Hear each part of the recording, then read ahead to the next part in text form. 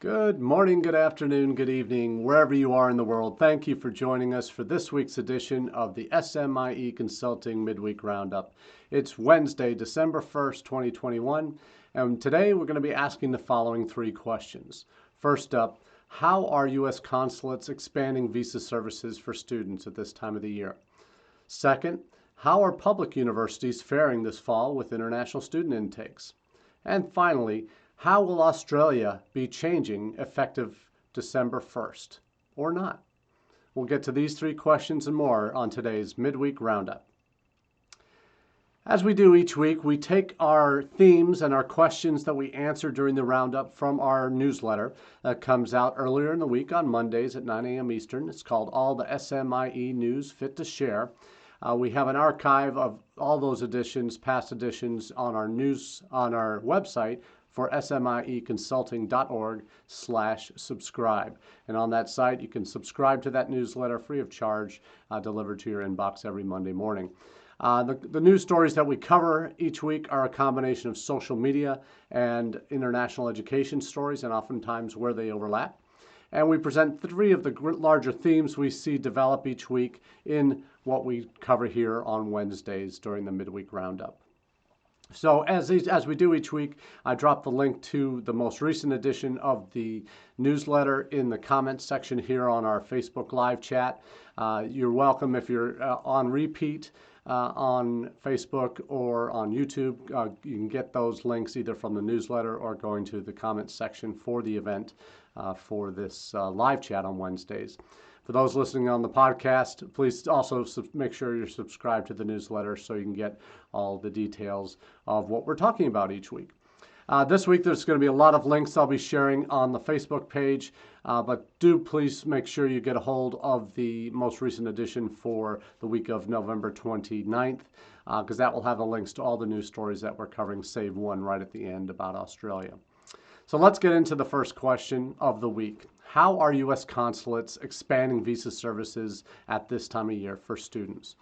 And each year, typically we see this more in the summer months when we have the greater majority of international students that come to the U.S. each year make their way to us in the June, July, August period, where consulates around the world really are at peak operating capacity to accommodate the normal flows of students that are coming.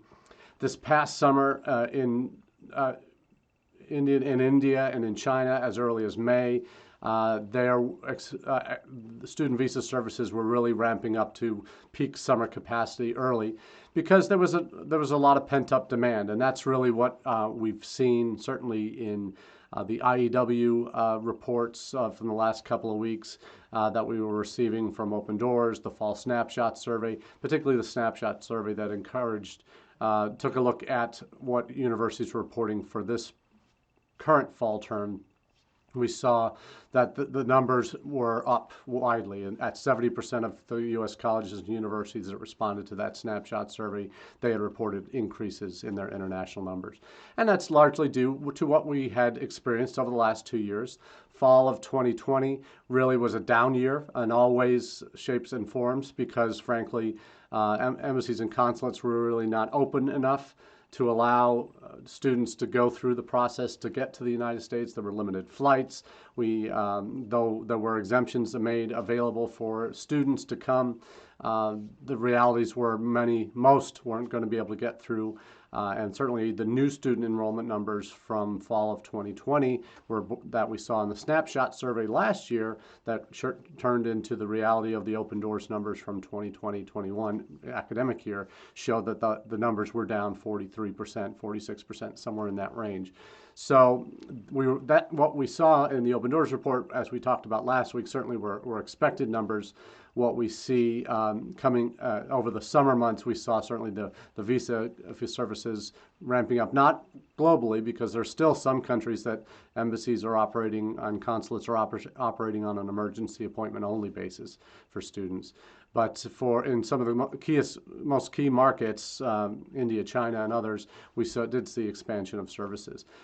We're also seeing a bump up for getting in advance of the spring term, because there were large groups of students that couldn't get in the fall, still because of lack of access to visa appointments, that deferred until spring or started online in the fall and are planning to come physically in the spring. That group is going through that process now, from as early as 4 months before they could apply for their student visa. That process now is as we're already in that window for the January term. In fact, the greater majority of students are going now through early January for their visa appointments. So there's an expected second wave, not quite as big as the summer, but certainly a second wave in major destination markets, source countries, excuse me, that will be sending additional students in January that they might not normally have sent in a normal winter intake or spring intake. So a couple of articles that I'll be pointing out referencing that expansion of services. We see first from Nigeria, which on the African continent is the #1 source of international students that are U.S. bound. We also see in an article from India that the U.S. Embassy is still prioritizing visas for students. There was an interview talking about that issue in India from one of the USIEF advisors that talked, Bhavna Jolly, talked about how over the summer months, how students were prioritized in the visa process and are now really able to ramp up again for this spring push. So it was a record in over the summer. 62,000 student visas were issued to Indians coming to the United States for F1 studies. And that trend has certainly been growing in India. Again, India's certainly been on the rebound, certainly to the United States, as other markets have become less attractive, Australia, New Zealand, because of the borders being closed, and we'll talk more about one of those countries at the end.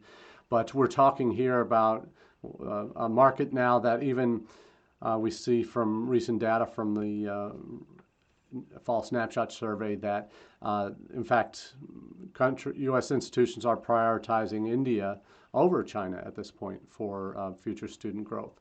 So in terms of where they've been spending their time and efforts during the pandemic, and whether that's a ton of virtual recruitment fairs or establishing in-country representation, whatever it might be, you certainly see India growing in prominence.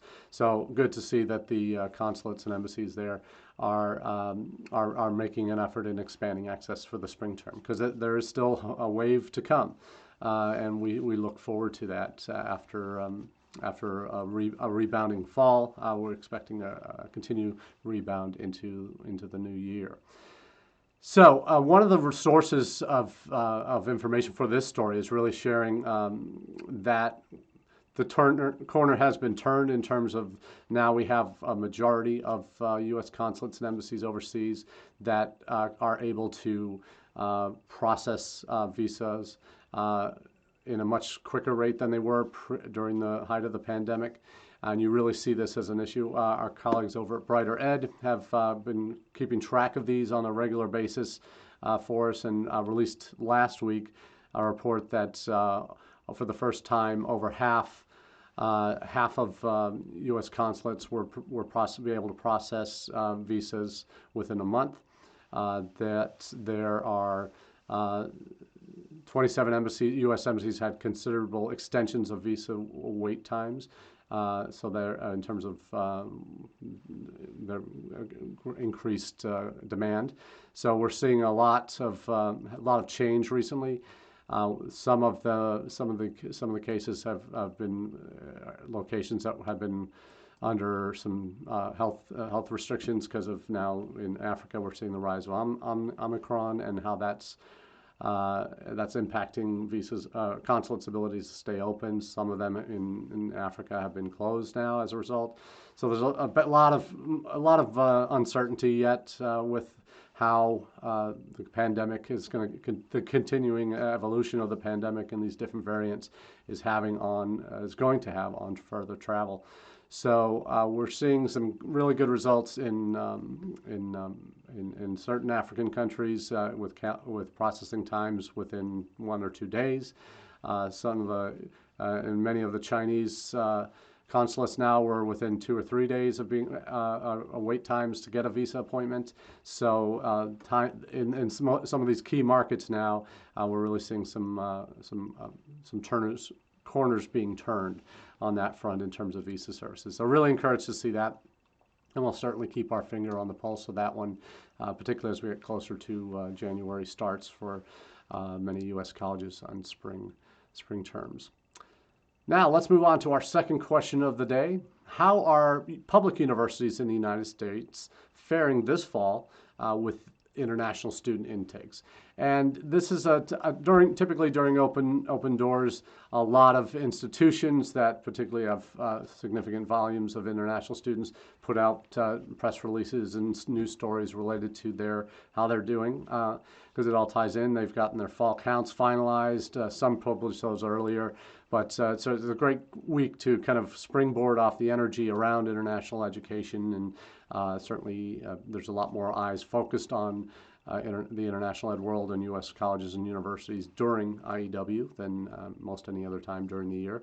So this is often time where we get a good sense of what's been going on. So this most recent edition of the Roundup, we had about 5 or 6 different large public institutions that were profiled in different news stories. I'll share a few of those with you here today.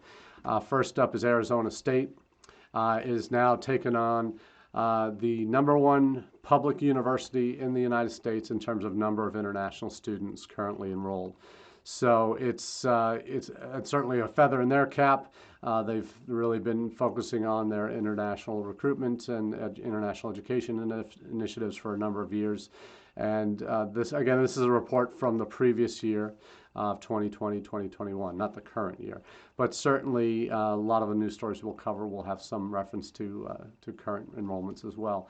But what's encouraging for ASU, they've certainly been one that's reflecting larger demographic trends in terms of moves to the South and the West.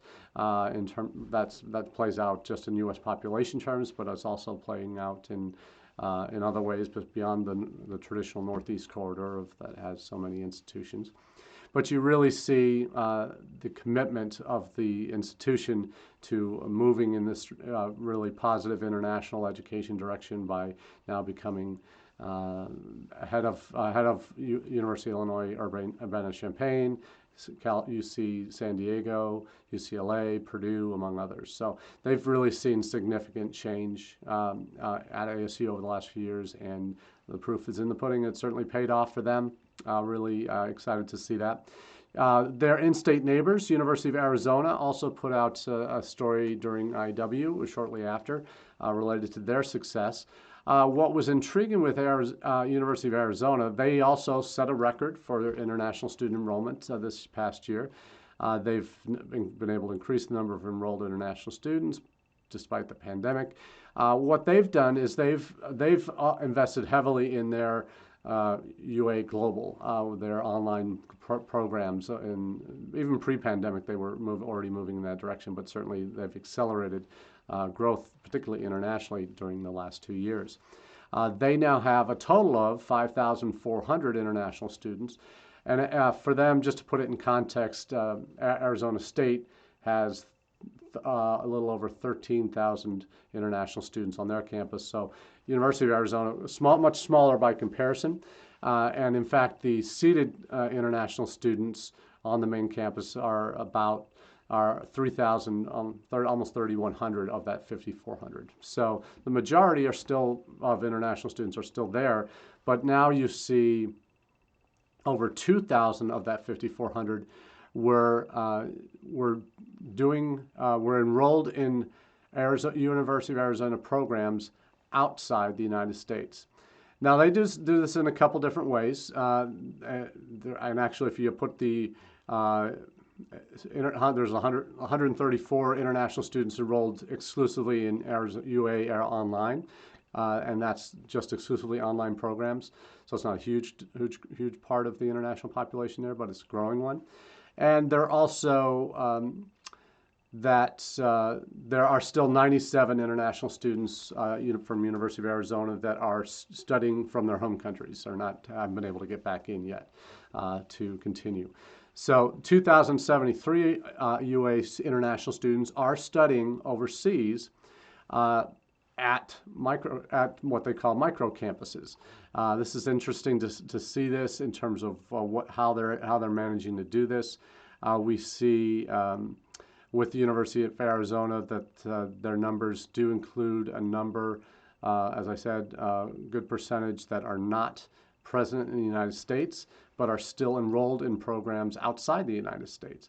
And they do this through, as I mentioned, a number of partner institutions. They call them 13 micro campuses worldwide with respected partner universities in 11 countries that have 37 different undergraduate and graduate dual degree combinations.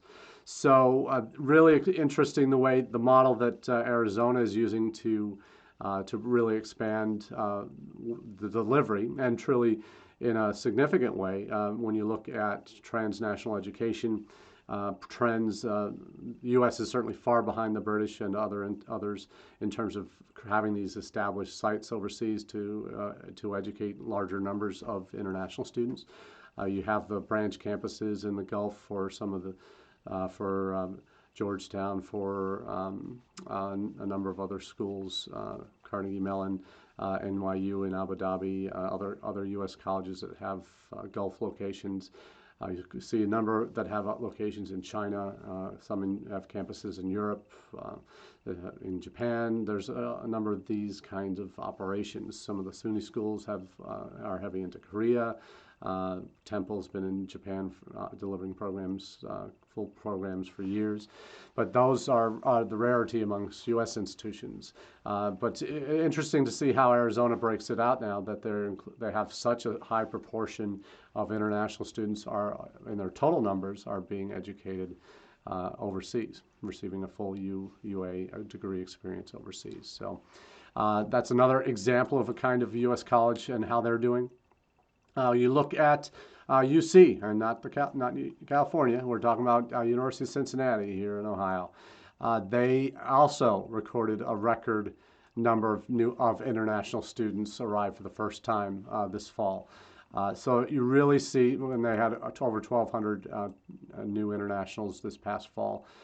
Very exciting time for them at UC. They've been developing their network of a mix of agents and on-the-ground in-country representatives, particularly in India, for a number of years now, and that's really beginning to pay dividends for that institution.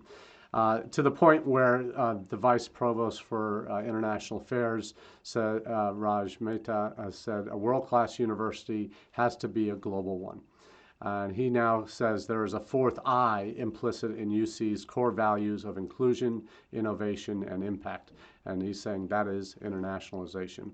So it's really interesting to see how different institutions are really buying into international, larger public institutions and truly seeing the fruits of their labors that they've built up over the last few years. Another example of another Ohio institution, lesser known, Wright State. They also had a large increase in their international students class this fall after a number of significant declines. So they've really turned a corner in a more recent manner than perhaps some of their other state peers. But certainly they have 856 total new international students at their campuses in Ohio. And that's the largest number of new international students in a single semester since the spring of 2018. So we're seeing some really good progress there. We've seen since then that one of the main factors they've seen growth this past year is they've had recruiters in India that have helped students apply for college after the country shut down due to coronavirus complications. And that has led to a 700% increase in graduate applicants from India, according to one of their representatives, their director of Undergraduate Center for International Education. So really interesting to see how different institutions have really built up and bulked up in certain areas. So always going to be keeping our fingers on the pulse there. We'll end on this topic with kind of the other side of the coin, and we're looking squarely at Iowa. looking at the top three publics in Iowa, the major three: University of Iowa, Iowa State, and University of Northern Iowa. You see there that their publics are looking for new ways to attract international students, because they have certainly seen some pretty rough times in Iowa related to international student growth. It's been going the opposite direction for a number of years now. You look since 2015, Iowa's three publics have seen a drop in over half of their international students since 2015. So the last 6 years, there have been a consistently downward trend, driven by a 70% drop in international students enrolled from China. They had been overly reliant on China for their international student populations, and really started when the bubble burst with Chinese undergraduates at a lot of universities starting in 2015. They haven't really bucked that trend at all. It's been consistently downward since. So we're seeing not significant number percentage-wise drops, 2.5% across the board, lower single-digit decreases. But you're seeing institutions that really have not done a lot in the most recent years to halt that slide. And what they're now seeing, different priorities at different campuses. You see Iowa trying to gain a bigger foothold in Africa. Iowa State's going heavy on India. So you see shifts in individual institutions in terms of where they're going to spend their time, because they're realizing that the Chinese market is not what it used to be and may never be what it was again. But it certainly is a down period for Iowa colleges and universities, particularly on the public side for international students right now. So we'll certainly keep our fingers on the pulse there with regard to what's happening in Iowa. Now we'll get to our final question of the day here, and there's been breaking news in the last 24 or 48 hours on this topic. The question is, how will Australia be changing effective today, December 1st? And the reason this is posed the way it is because a couple of weeks ago, last week, we finally Australian states had done their initial plans, their pilot programs to bring in international students as early as this past month, and we're really going to be going into full gear starting in December. The government a couple of weeks ago decided that as of December 1st, they were going to go full steam ahead with their reopening of the borders for students and international students and skilled workers. They had achieved what they had set out to in terms of vaccination rates for their domestic populations, and felt comfortable enough with the requirements that all incoming visitors would have to have proof of vaccination before they'd be allowed in. There would be in some states, Australian states, there would still be quarantine, but most of the eastern states were allowing, or with their plans, we're going to be allowing international students in as of today with vaccinations would not have to quarantine. So really the light switch seemed to have been ready to be turned on today. And then Omicron raised its ugly head. The latest variant of COVID-19, with the cases popping up in Africa and starting to spread to other parts of the world. Canada's got some cases, a number of cases in Europe, in Holland, and a couple others. You've seen a very swift reaction by some Western countries banning travel from those affected areas, particularly in South Africa and Southern Africa. But you're now seeing, just as with every other variant this pandemic has thrown up, it's causing different reactions in different parts of the world. We already know Australia, New Zealand, China have had some of the stricter border controls for international students. They've been basically shut down for almost 2 years now. That Australia was the first of those three that were really ready to turn on the faucet again. but Omicron came in, and as of yesterday, that December 1st date has been put on hold until they can better assess what's happening on the ground with Omicron and what processes can be put in place or to address that issue, or they want to. There's really not a whole lot of not a lot of clarity right now, and a lot of confusion, because that students who had booked flights aren't able to come today. Students that were making plans to come are going to be in a bit of a bind now until there's more clarification. There may be quarantine put back into plans now to make sure that they're coming in, even though they're vaccinated, they're coming in without tested upon arrival, that type of thing, and then wait the 10-day quarantine period or whatever it might be before they're released into the general population. Kind of sad to be saying it that way. But the two articles that I'm sharing first, one is a Pine News article specifically talking about the December 1st opening and agents' reaction to that. That agents for basically 2 years now have not been able to send students directly to Australia for higher education. That was hailed as a sigh of relief last week before it was announced yesterday that the borders will not be opening. That it's the best news in the last 2 years. All of that, and this is coming a lot from their one of their number one sources is India for students coming to Australia. First, obviously, is China. It's not a whole lot of reaction from China yet on this one. Obviously, they're probably as concerned with Omicron as the Australians or anyone else would be. So we'll see what happens there. But we're seeing now. It's unfortunate timing. Another news article from Times Now News that actually shares the bad news for students planning to travel to Australia.